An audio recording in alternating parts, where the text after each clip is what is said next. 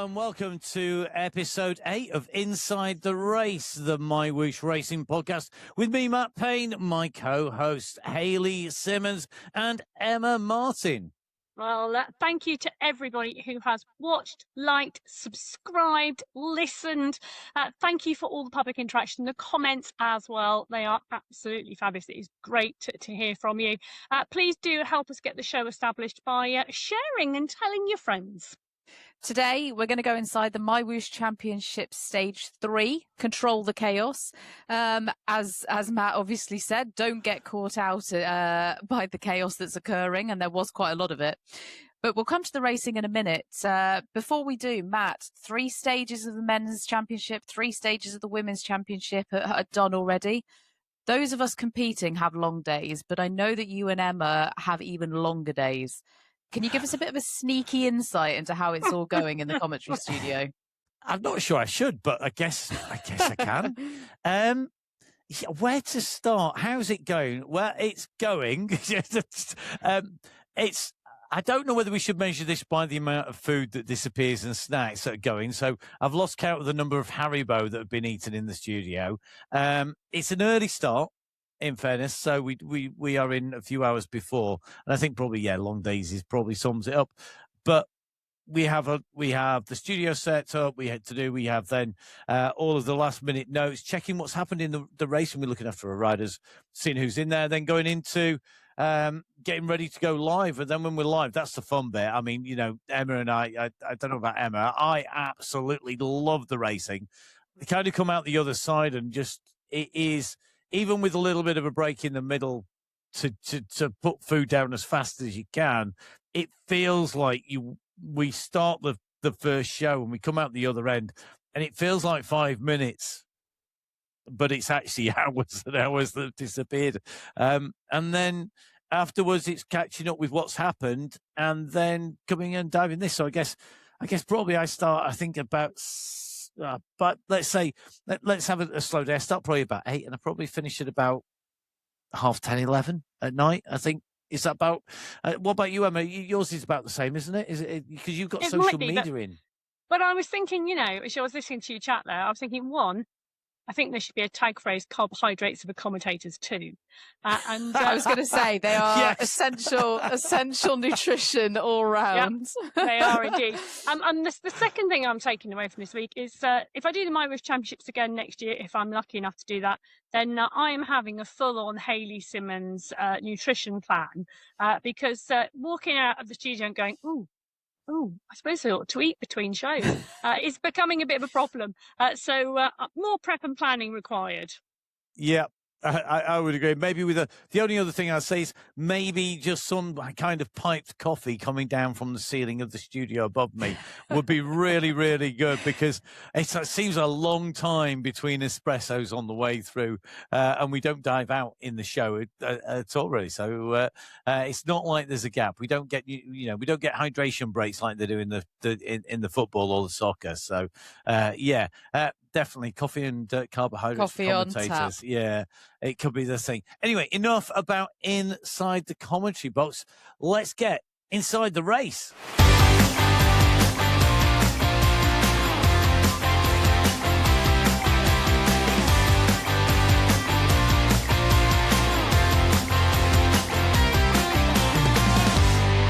It doesn't seem like 2 minutes ago we were in the commentary box, but we are going to now wrap up what's happened today in Hudayriyat, the home of MyWhoosh.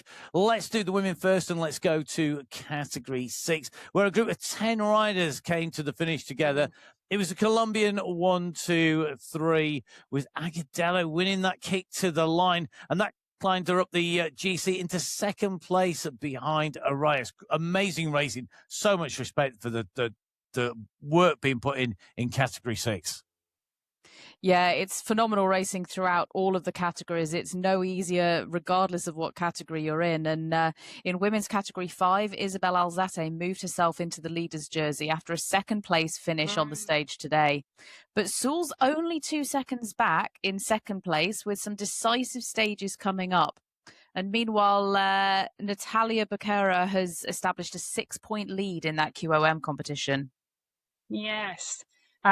was close racing out there and a fast finish in that Category 5 race today. Angelina Roja, instead in that Category 4, continued her winning ways in that sprint competition, is now 10 points clear of Fu, which is incredibly tight this year. It's going to be an interesting competition as that keeps rolling. It was another all-Colombian podium in Category 4, with Alzat taking the stage honours, holding on to GC and also extending her lead in the Queen of the Mountains competition.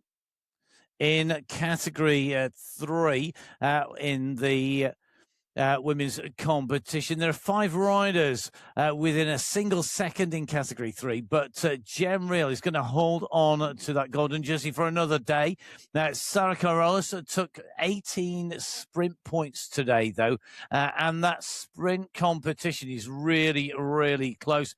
You can see separated by 1 point. But Matt strikes again. 1 point between Sarah Carolus and Helen McKay. Absolutely brilliant in that sprints competition. Yeah, Category 3, Category 2. Oh, what a day. What a day. What a championships is Emily Soper's having at the moment. She tactically coming into the finish line is just, I mean, we saw again different tactics today, different strategies in play, but a third win in a row for Emily Soper's in Category 2, ensuring she holds on to that golden leader's jersey. There was a change in the sprint competition in Category 2 as well. Today we saw Anna Russell gaining 18 points and forcing Dorancy Gonzalez-Rua into second. There were some really interesting team tactics out there on show, though, as well. Once Dorancy had got dropped on the climb today and wasn't in the leading group. So I thought that was actually a really interesting highlight, the second part of the Category 2 women's race. Hayley, you were in the mix. Did you notice that shift?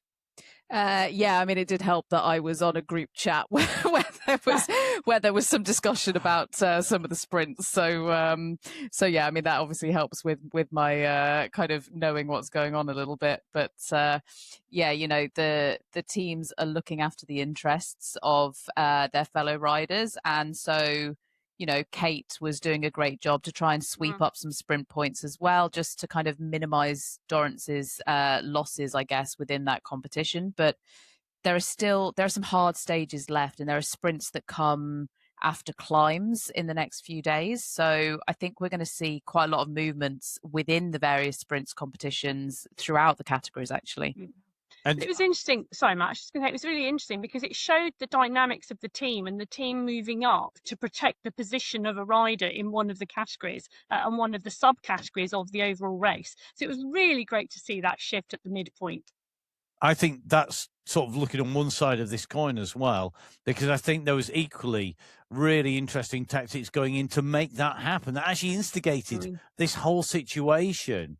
Because Anna Russell, you came in there and we saw the way that she pressurized Dorancy Gonzalez-Rua into the first sprint and made it an absolutely brutal sprint. That was one of the hardest sprints I think I've seen. And we saw Dorancy actually on screen in that sprint, actually taking, I mean, we've talked about it looking like, you know, the swan of sprinting, and you can't see the legs pedaling like crazy underneath, and she's so calm on you know, facially, but actually at the end of that sprint she'd been pushed hard, and because it was at 9k and then we saw the climb at 12k, I think Russell literally deliberately went, do you know what, I'm going to throw everything I can to make this hard in sprint number 1, so that by the time we come onto the climb, Dorancy is already expending a lot of energy, which then puts her under pressure on the climb. And it was nearly, I mean, it was almost a get back on situation. And I think that tactic of Russell's there, if that was a planned move, that was some really smart planning that then instigated everything that came after, with the protection of points, with people trying to mop up points. In the end, though, Russell getting the lead, and I mean, it's not an insubstantial lead now, 41 points to 34. And I think what happened there then kind of played out. I don't know whether they were watching, whether they had the same plan in Category 1 as well. I mean, we saw Mika Soderstrom dominating the sprints competition after Van Shaw had been distanced on the top, and that was almost Van Sure almost got on there, didn't she, in Category 1? And we then saw a changeover at the top of the sprint points where Kelsey Jade Van Sure went down and Mika Strodson came up. So it's a similar situation there playing out in Category 1, don't you think? It's always a risk. If you're a sprinter and you attack too hard before you then go onto a climb, that's a risk. But if you're a sprinter who knows that they can also get over certain climbs, maybe not, the pure climbs, then you can use that to your advantage in some of these stages, because even looking ahead to tomorrow, we'll do that in a little bit, but there are sprints really close to the bottom of the Bhutan climb, and that could really, it could be an opportunity for some sprinters, and other sprinters will be looking at it thinking, how much energy do I expend here, and how much do I need to try and get over that climb? And it's a risk reward type calculation that has to be made. Yeah, very much so. I think when we go to Category 1 in terms of the overall, I mean, we saw, I mean, this was effectively going to be a sprint finish today, and we saw Kate McCarthy come through with Guerra and Fua in the overall at the moment. I mean, in terms of the stage, Kate McCarthy taking that stage win from Fua and Van Heulen, Fua moving up on the overall there. So I think some riders can climb and can sprint, and I think McCarthy showed that she can do that again today in that individual competition anyway. Yeah, and if we look at the team competition, it's actually still the Sweat Sensations that lead that team competition at the moment, but the mountains are calling and it could all change. The FCC Endorphins are 34 seconds back, and actually one of the riders in that team who took the opening stage victory in Category 1 is Elyse Gallegos, and she's going to join us now.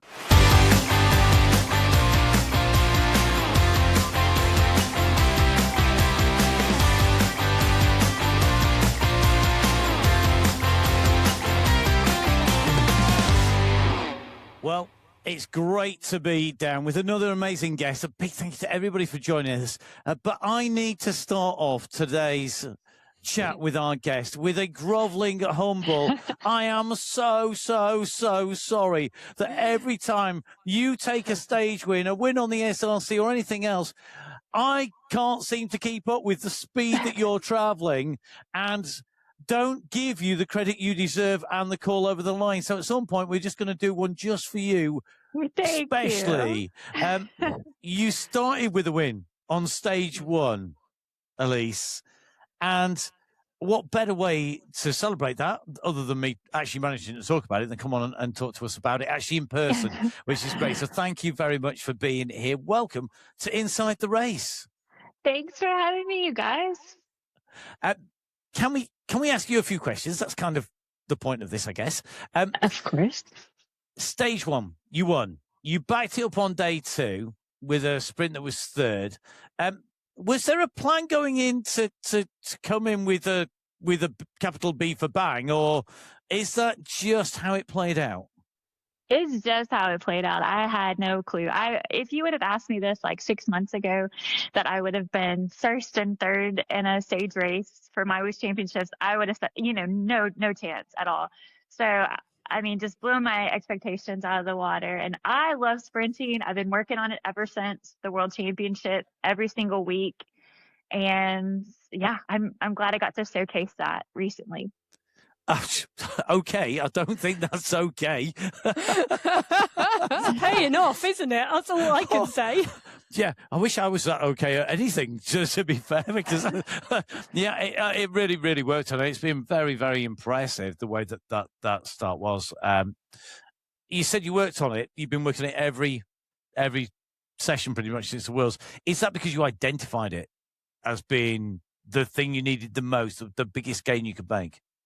Yes, I think Hayley can attest to this. Like being a triathlete and then switching over to esports, you don't have that turnover. You don't have that top end speed. In an Ironman, I never sprint and I'm never out of the saddle. So those are the two things I told my coach, Alex, that I wanted to work on as soon as I finished the World Championship. And we switched from Ironman triathlon to I just want to be a cyclist. Let's work on this. This is a fun new challenge. And so, yeah, that's been the two things that I've been really, really trying to do. To be fair, it's been amazing seeing that progression, and just I think it's a good lesson for everyone actually that if you say I want to focus on this because I've identified it as a weakness and a big point of improvement, then, you know, the ability to work together with your coach and actually execute it and prove it by, you know, winning that first stage in sensational fashion. Yeah. You know, it's a real testament to what the hard work can achieve. Yeah, but you know, and just like we saw today in the men's race with that Cat 1 sprint finish, which was amazing to watch. I mean, it's all about learning those draft dynamics as well. So racing day in and day out, or weekend and week out on Sunday Race Club has helped so much to learn the draft and where I need to be exactly if I want that top spot. So yeah, that's helped definitely. You put your team in a really strong position, you know, with that opening stage. And we've spoken on the podcast in the last few days about how the FCC endorphins have riders who are really consistent with their placings in SRC, and how, you know, you guys are always in the mix. Do you think that's going to set you up well for the team competition this week? Oh, absolutely. We are so excited. We're conserving, and we're ready to go tomorrow. We are all just so excited to unleash, and yeah, I mean, we're just encouraging each other every single day, and we're nervous together and, you know, freaking out together, but also just like having a plan as you go, you know. But yeah, we're really close, and we got close in Abu Dhabi when we met, and so it's been really fun. Yeah, so those mountains are coming tomorrow. We head to Bhutan and then Colombia on Saturday. Are you looking forward to those climbing stages? Now you say you've switched to being a bit of a sprinter. Are the climbing stages a bit, or are you still key for them?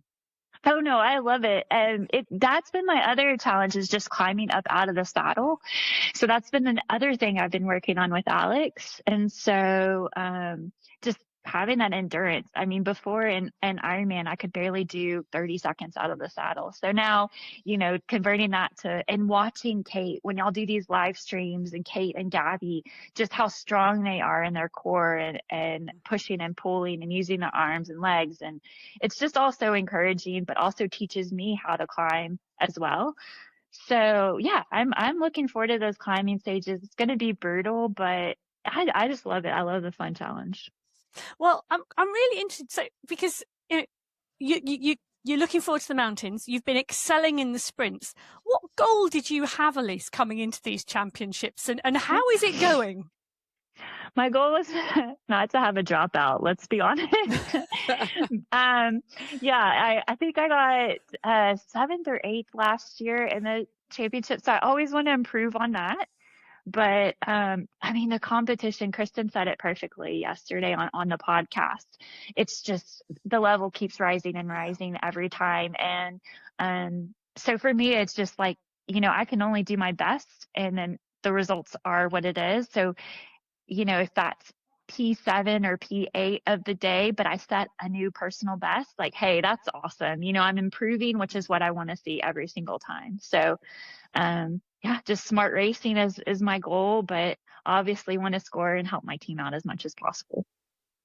Yeah, we've seen a lot of personal bests actually on Strava. Sorry to interject, Matt, but no. It's just, you know, I keep an eye on some of the Strava, and you just keep seeing these things pop up saying new 15-minute PR, and it's crazy that, like, the level that the riders at the top are just constantly pushing each other to improve and improve. And I also love listening to you say that, you know, you've watched Kate riding and watched Gabby riding, and, you know, taken lessons from that and really analyzed it to kind of improve your own performance. And I think you know, I think it just raises the level for everyone, and it's kind of terrifying for the rest of us, but really impressive to see. It is. It's really encouraging. You're like, oh, okay, that's what I'm supposed to look like, but I don't look like that at all. But you know, goals. So. Yeah, I think for me, we've at the stage where I'm now going to throw in my traditional cheeky question.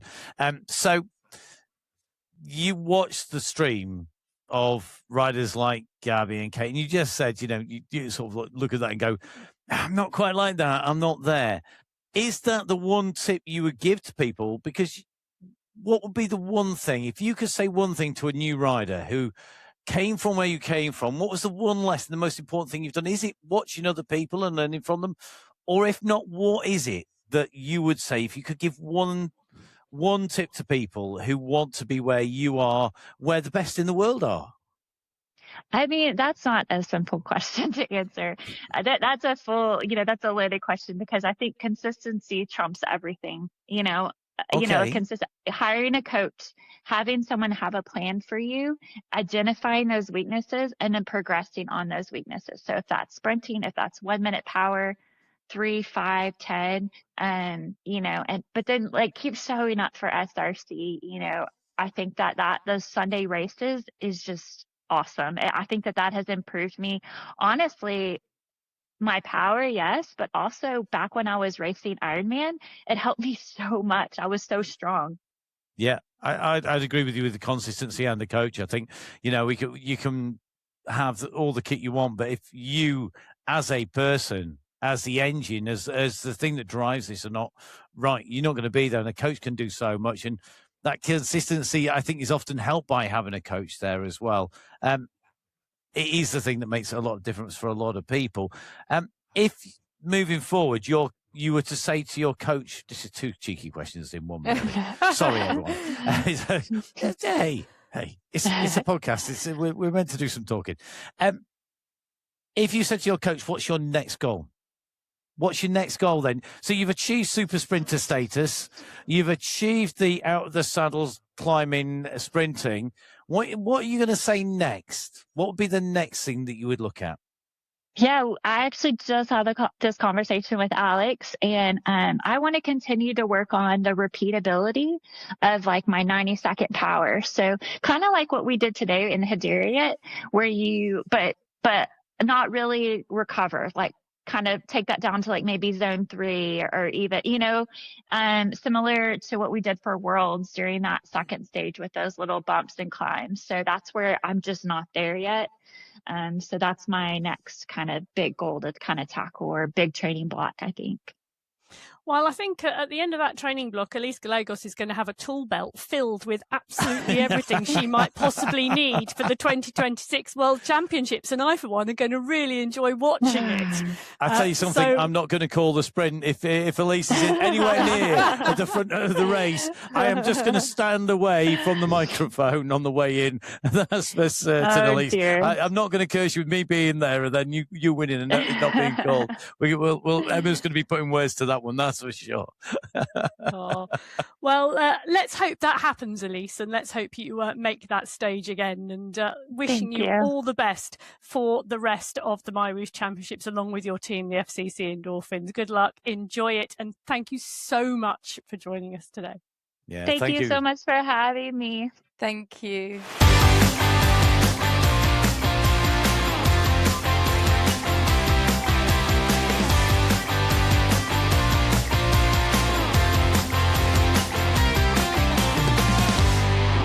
What a fantastic interview there with Elyse Gallegos. So good to catch up with her, even if I did have to make the grovelling, humble apology to her there on the way through.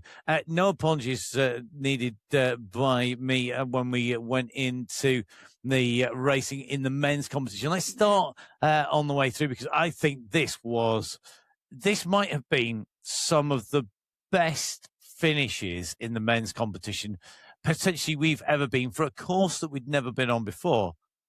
Oh my goodness. This was super, super special. And I don't quite know where to begin. Let's begin with category 6. And let's start off with Andre Goslar missing the winning split and then had to work hard to limit his losses there in the GC.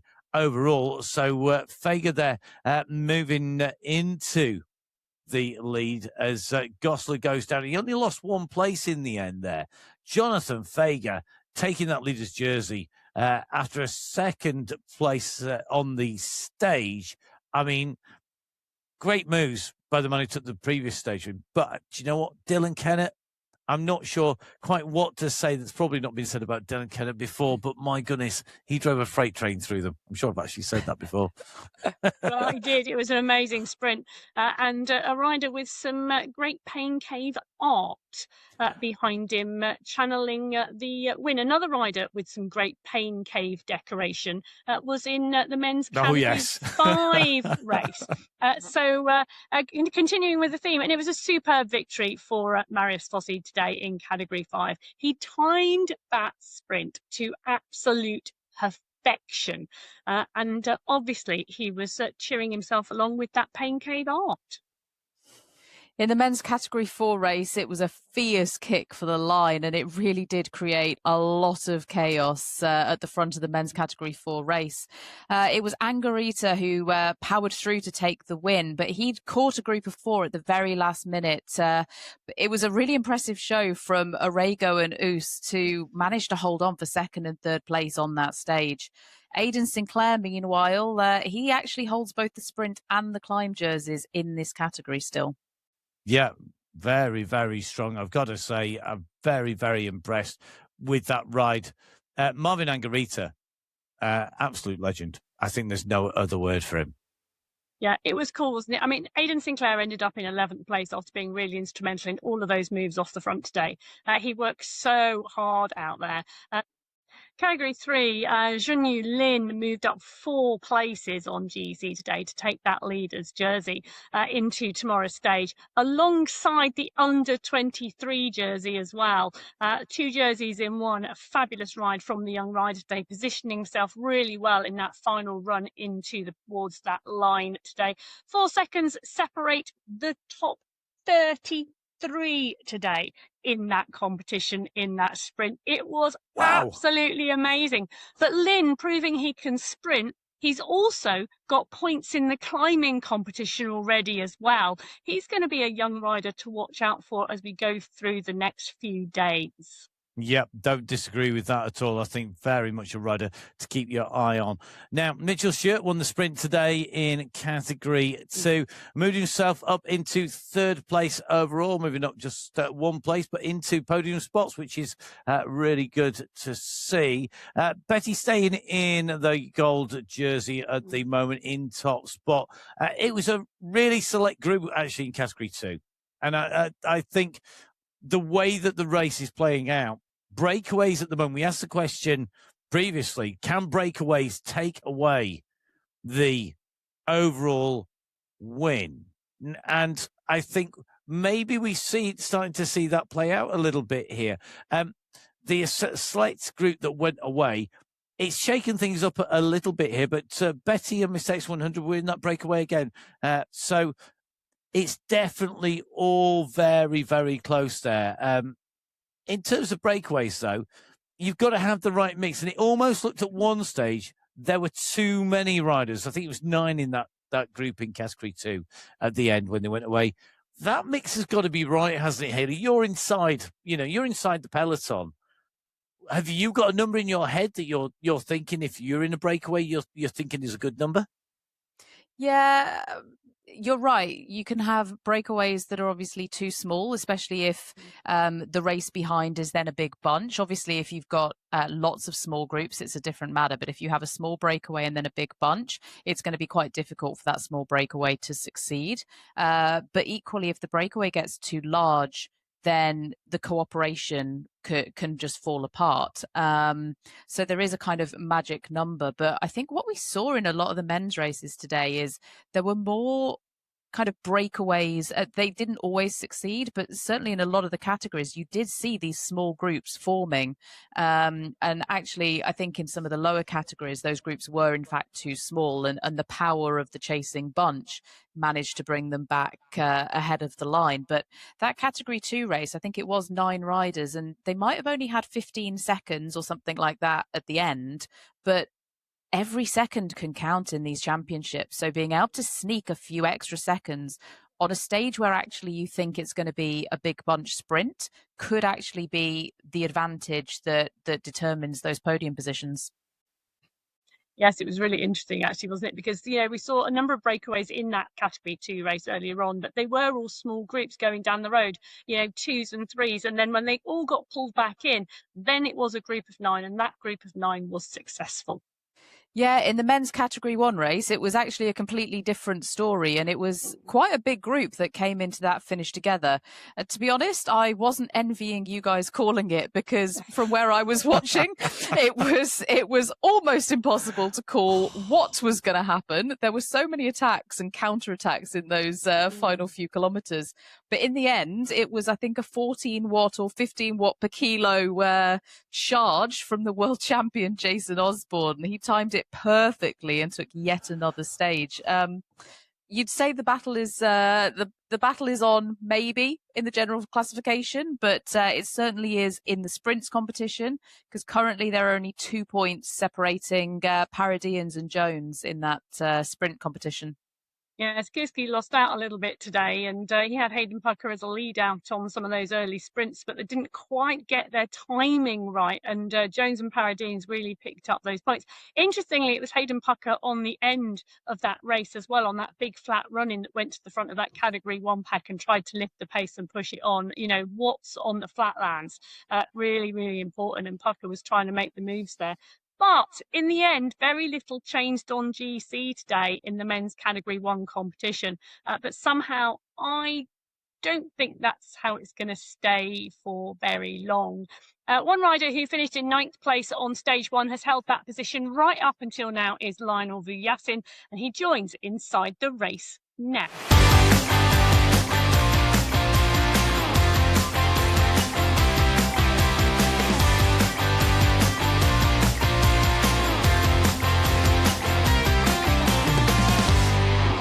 Lionel Vujasin, welcome to Inside the Race. It's absolutely fabulous to have you here today. Thank you. Looking forward to it. So thanks for having me. Well, I'm going to jump right in there. I did mention it on the broadcast today, but I am going to jump right in there because today, stage 3, it was the last of the really flatter stages of the MyWhoosh Championships before we head to the mountains. And we were on Hudayriyat Island. Now, Lionel, I know the last time you were on Hudayriyat Island in real life, before those World Championships last year, it didn't end as well as it ended today. Though I have to say, you put in a sterling performance at the World Championships, given the circumstances, particularly that final stage. It was absolutely outstanding. But given today's racing, are you happier with the ride today than you were last time you were on Hudayriyat? And how was it trying to control that chaos at the finish sprint today? Honestly, at the beginning of the race, when you go over the bridge, to go into Hudayriyat, you have that green bike lane. I got PTSD from it. I was like, no, it doesn't look really good, but no broken arm this time. So yeah, just happy with that. Finish with the front group. Yeah, this is good. So no energy wasted. So yeah, and all my members was good. So yeah. That finish was pretty chaotic, to be fair. I was watching it and I had no idea what was going to happen. Yeah, thank you, Hayden Pucker. Yes. Yeah, he was attacking. I was like, come on, bro, chill. It's just like stage 3. So He's got to make the most of it, hasn't he? I mean, you could just see everybody was in that. I mean, we don't often get a bunch sprint like that, do we? It's almost unknown territory for a lot of people, I guess. Honestly, it was chaotic. It wasn't really a sprint. It was just a long drag for a couple of kilometers, and it really depends on the drafting you had. And if you were well positioned, then there are some guys that was targeting that sprint. I wasn't. I just wanted to follow the pack and not waste too much energy. But yeah, you had to push to stay with the group and not lose dumb seconds. So yeah, it ended up well for me. Yeah, well, I mean, talking about not losing seconds, at the moment, there are 26 seconds separating the Alpha Horse Space Cowboys, your team, from the final bosses.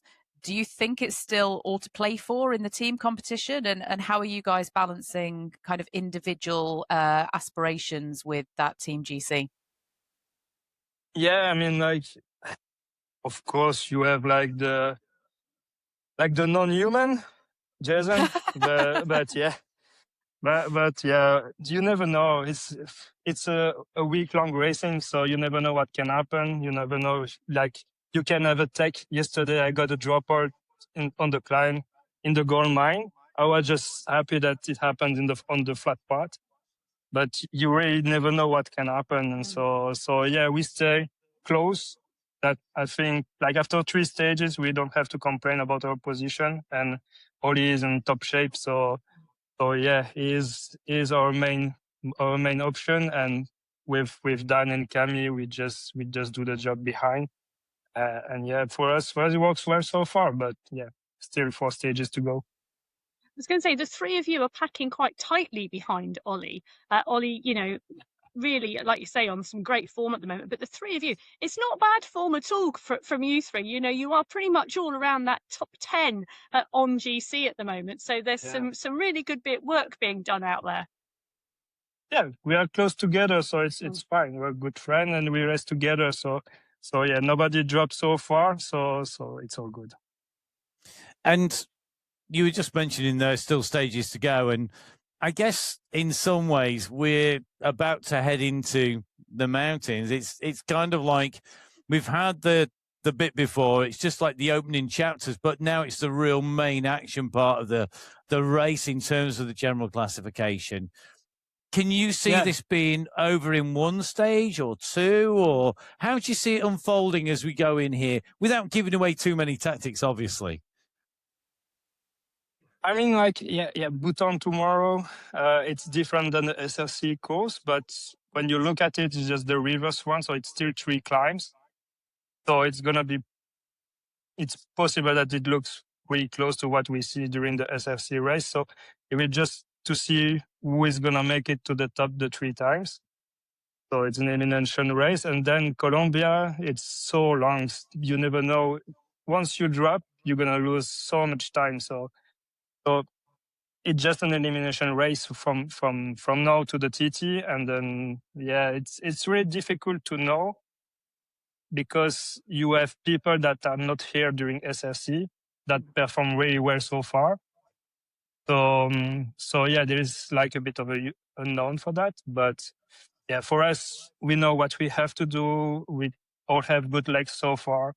So yeah, we are looking forward to it, actually. And when you talk about SRC there, of it being maybe a bit like an SRC race, I'm going to throw my cheeky questions quick. Get my cheeky questions in very, very, very early. It might be a 2-stager, this one. So if you've got SRC, how much is that an essential preparation then for racing this? Because could you imagine going into the stage race without having raced SRC? Does that compute? I mean, yeah, it's possible because the MyWhoosh Championship is more cagey, I would say. Like the pace is not that fast as SRC. SRC is just like is a war zone. But MyWhoosh Championship, you can feel everyone is like always between 2 options, like going full and still save your legs for the next day because you never know how your body is going to react. So there's like a bit of scare, I would say. Like we are all a bit scared, I guess. So yeah, having SRC as an experience is nice because you know how to dig so deep.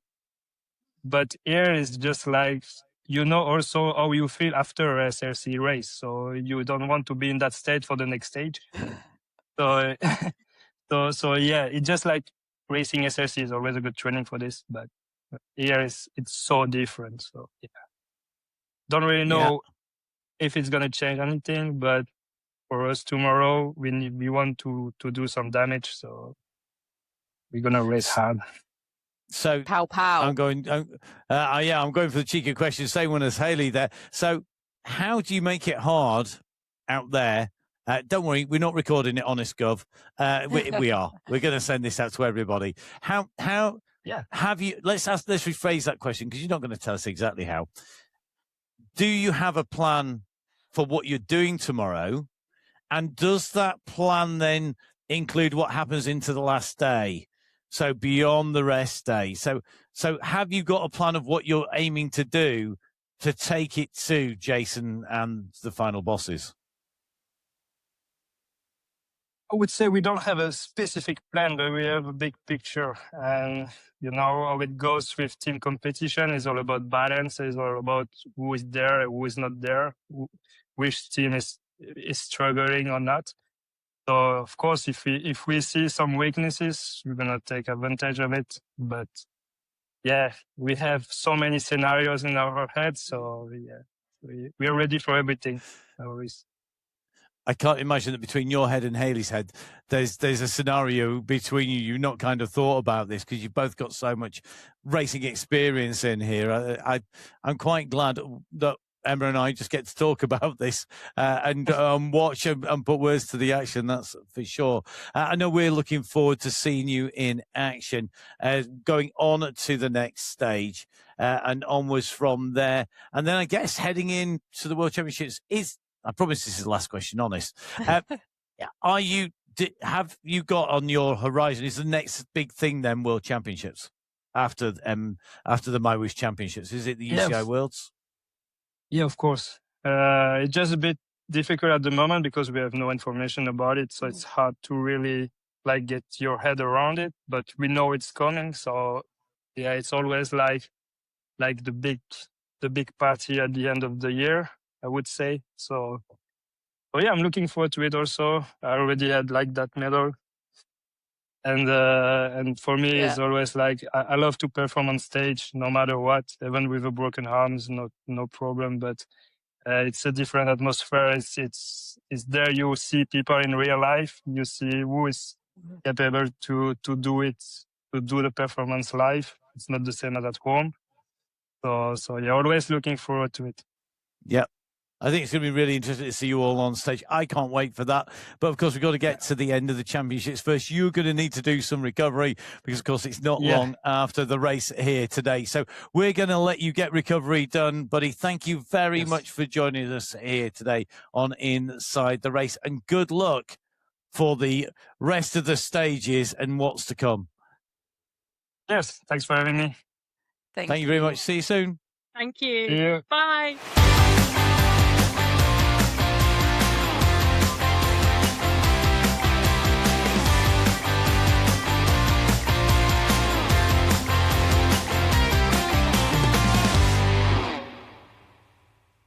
Well, it was great to hear from Lionel Vujasin, and good luck to him and his team as they continue in that Category 1 battle right the way to the line next week. Yes. Next week? Next Is it next week already? No, it will be then, I guess. It will indeed. Stage 3 now complete. Stage 4 tomorrow. Stage 4, technically the middle day, the middle stage. We'll be looking, Hayley, for the course preview. Yeah, I was going to say, I need to take one stage at a time here. I can't believe tomorrow's only the middle stage, but there we go. Tomorrow has been taglined "Break the Field," and I suspect Bhutan could do exactly that. We are in Bhutan tomorrow for both the men's and the women's race, and Bhutan hilly is definitely the right way to describe this course. The women have a 45.5 kilometre race with 740 metres of elevation, and it's effectively 2 identical laps.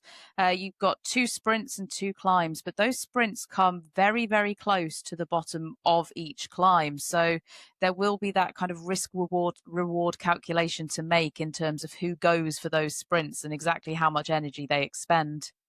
In the men's race, it's much the same, except they get to do an extra lap, and I don't envy them. I'm not going to lie. So they'll be fighting over 68.3 kilometres with 1,110 metres of elevation, 3 sprints, 3 climbs, and I think we're going to see a bit of a shake-up.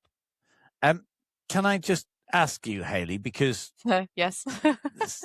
Yeah, we're going to put you behind. No, we're not putting you behind your handlebars. When we are watching the racing in commentary, we see the drop down off that snowy start line. You drop down, you then do the big climb, and we all know the big climb is going to be hard. You drop back down again, but in between each of the hills and the run to the finish is back up that snowy climb once again. Yes. Riding it is hard enough. Is it as hard? Does it feel ridiculously hard for something that shouldn't really feel that bad? Because we always see groups break on there, even though it's not a categorized climb. Is that going to be important? And does it feel as bad as it looks in commentary?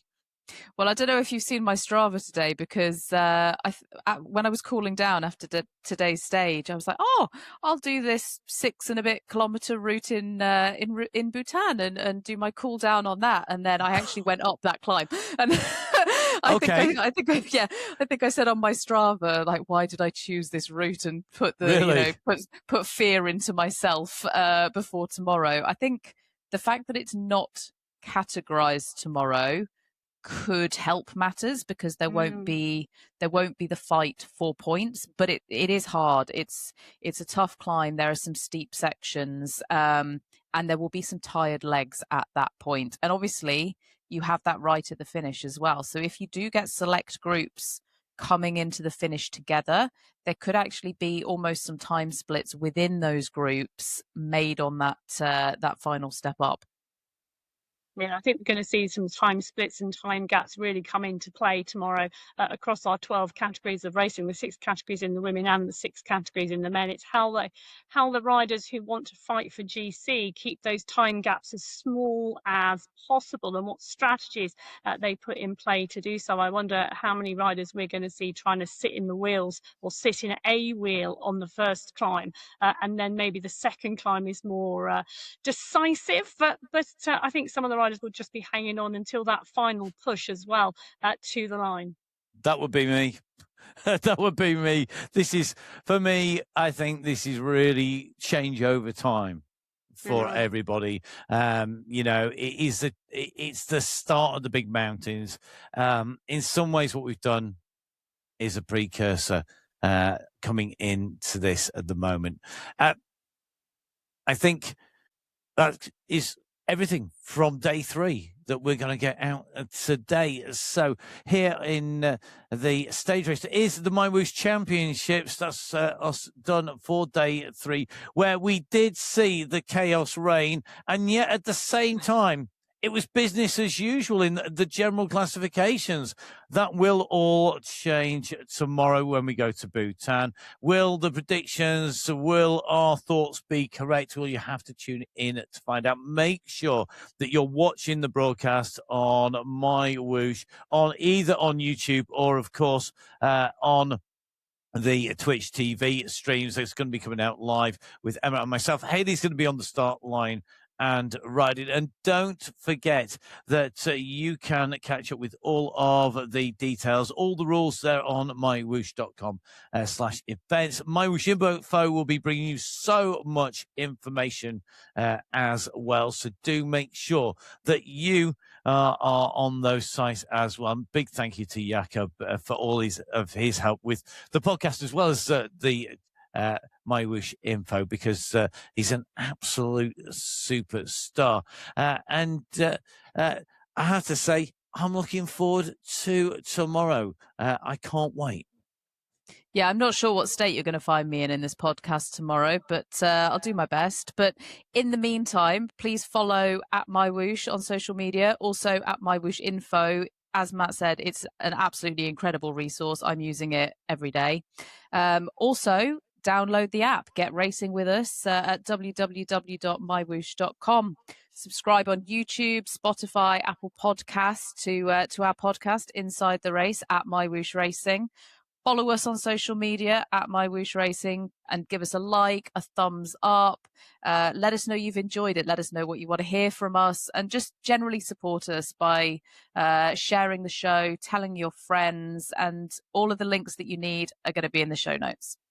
Yes, and in our next show, stage 4 of the MyWhoosh Championships will be complete, and we'll have a much clearer picture of who the real contenders are in that mountains competition, and perhaps even on GC.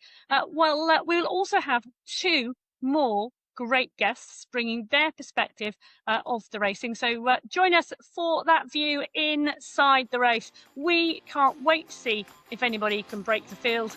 Until tomorrow, from all of us here, goodbye. Goodbye.